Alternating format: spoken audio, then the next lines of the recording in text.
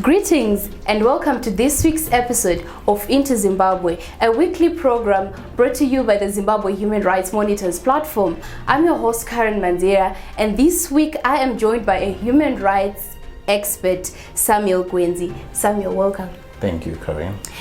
So this week we are going to be discussing about dealing with voter apathy ahead of the 2023 elections. So join us after this short break. Confirm your voter registration status at any time from anywhere. Visit bvrinspection.zec.org.zw. Enter only your surname and ID number, and presto! Thank the Zimbabwe Human Rights Monitors platform for this reminder. Hi, you in your pursuit of knowledge in the academic arena. You deserve to do so without fear or favor, let alone any interference or public pressure. Your government has to make available all the resources you need to learn and ensure that you manage to express your thoughts and opinions without cohesion or fear of victimization. Now that's academic freedom. But is this demand true to your case? The Zimbabwe National Students Union, ZINASU, in conjunction with Denmark National Students Union, DSF, present Free to Learn, a weekly series focused on discussing academic freedom as a fundamental right. So I, Liam Kaninga, invite you to participate on the show as I interact with influential figures on the academic arena. Catch the new show every Monday on these platforms.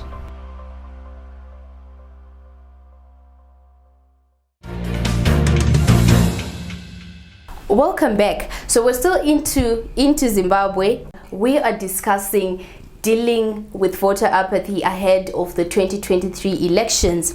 So Samuel, let's get right into this. What is voter apathy? Yeah, voter apathy is the lack of enthusiasm among voters to vote in the election plebiscite. This may be caused by fear. This may be caused also by lack of education and information related to elections, and also lack of hope among citizens in the election outcome. And we fear probably that in 2023 there may be the voter apathy if fundamentals are not in place to ensure registration and voting of citizens in Zimbabwe. What do you think needs to be done, or what reforms need to be put in place to ensure that people go out to vote? Yeah, I think we need to look at it firstly from what the government can do to ensure that there is mobilization of citizens into the electoral processes. The first thing is to ensure that minority groups such as disability groups get the necessary information, get the necessary advocates to participate in electoral processes. They have the information, and the information must be available. I think that's one of the critical elements. Then the second thing is about the Zimbabwe Electoral Commission, which is entitled to run elections in Zimbabwe. This institution must ensure that there is education of election-related issues, timely update and accountability to the citizens in terms of key electoral issues and processes. What role does the civic society have in terms of ensuring a credible and fair election? Yeah, the civic society has got a critical role to play in electoral processes. The first thing that they have to do is to check in terms of monitoring the electoral processes from ZEC to ensure that the elections are free, transparent, and credible. And that's what the civic society is supposed to do. Then the second aspect is about educating the masses on the importance of the elections itself. Then the civic society also needs to be on the guard to ensure our elections are not rigged, and to ensure that the citizens have got the necessary information that will guarantee the do's and don'ts in terms of the operational environment of election. The ruling party has always had a competitive advantage over opposition because of its access to state funds, because of its, the support of the security element, and other factors. So do you think that the ruling party and the government are ready to introduce reforms to ensure an even playing field? I don't see that. I think I have to borrow the statement that the ruling party cannot reform itself out of power.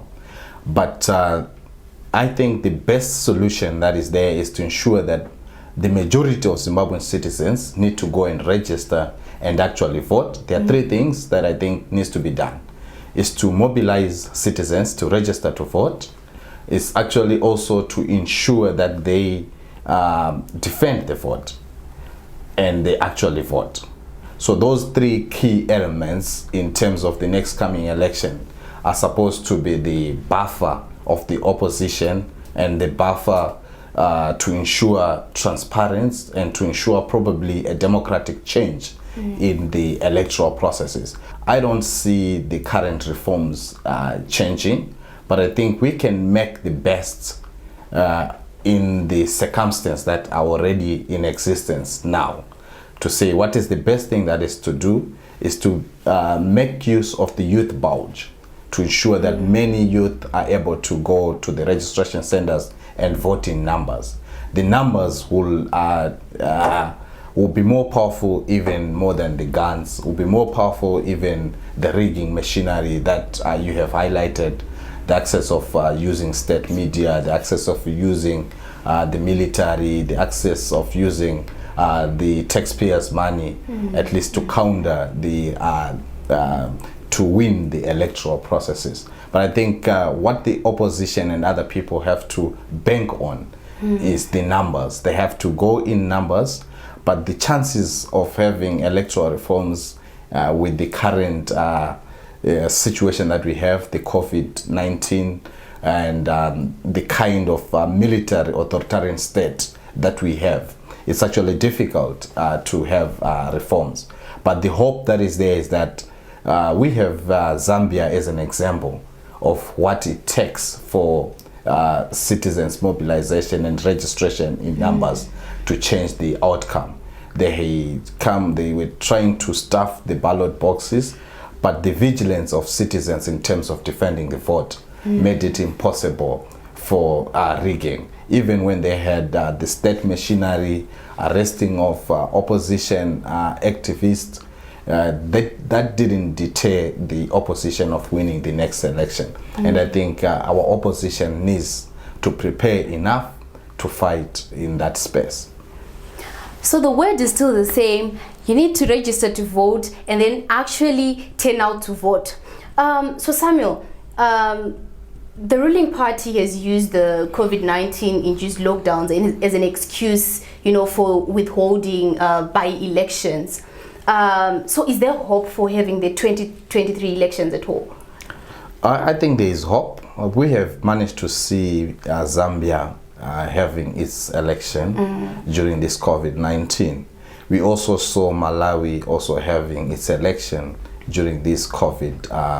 But surprisingly, there is need to have more work by the civic society, at least to have some litigation moves using the courts to ensure that our ruling party have elections during the period is supposed to be hold those elections.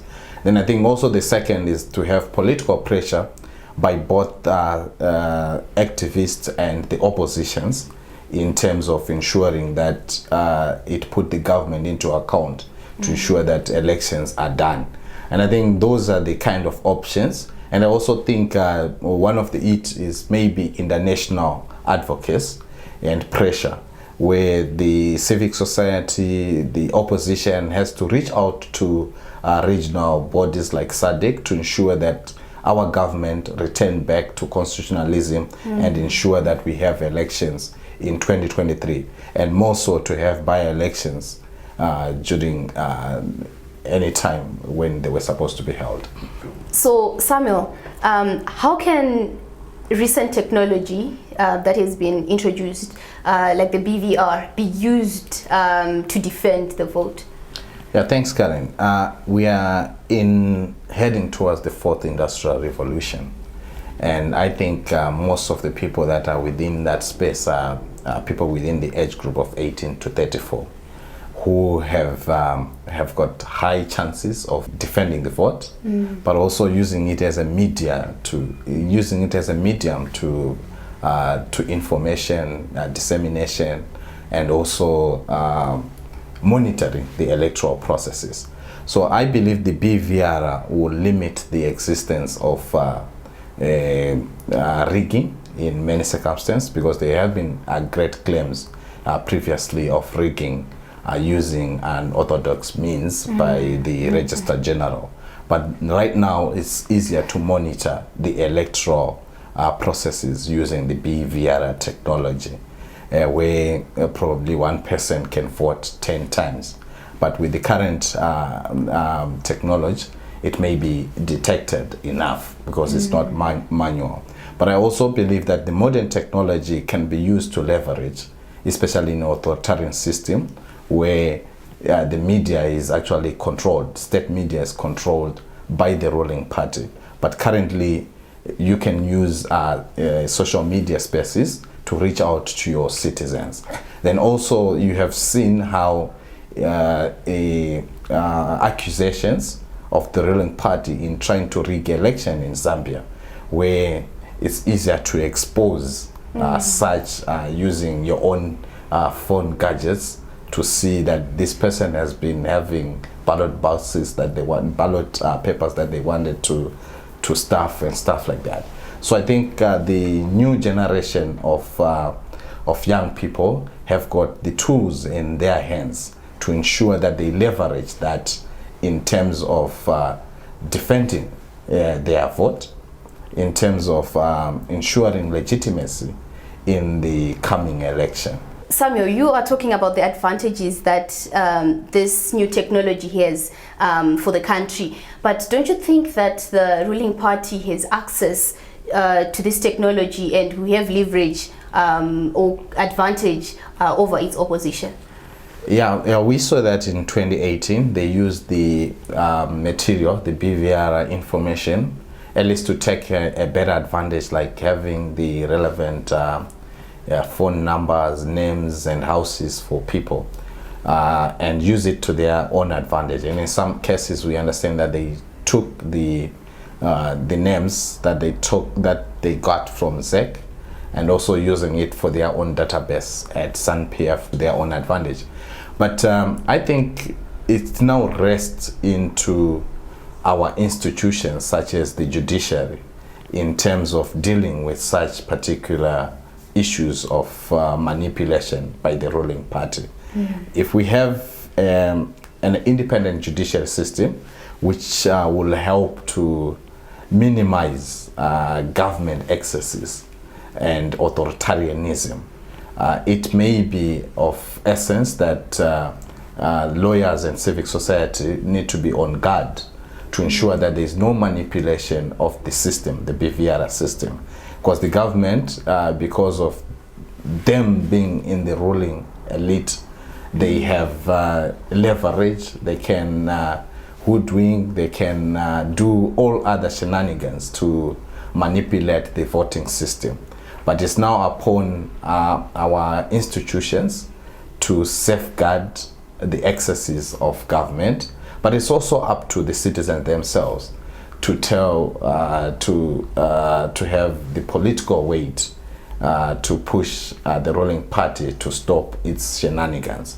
And as we wind up, Sam, what words of advice do you have to the voters who have lost hope in elections? I think 2023 gives hope for the country and to democratize and to address the perpetual cycle of legitimate crisis that we have found in 2013, 2018, where we had contested elections. So I believe the voters have to go and register to vote And I think the families have to mobilize their parents, you have to mobilize your children, you have to mobilize your sister, you have to mobilize your brothers. And in universities, students have to mobilize each other as peers to ensure that they go and register to vote in numbers. This is not an election that is going to run and go like that.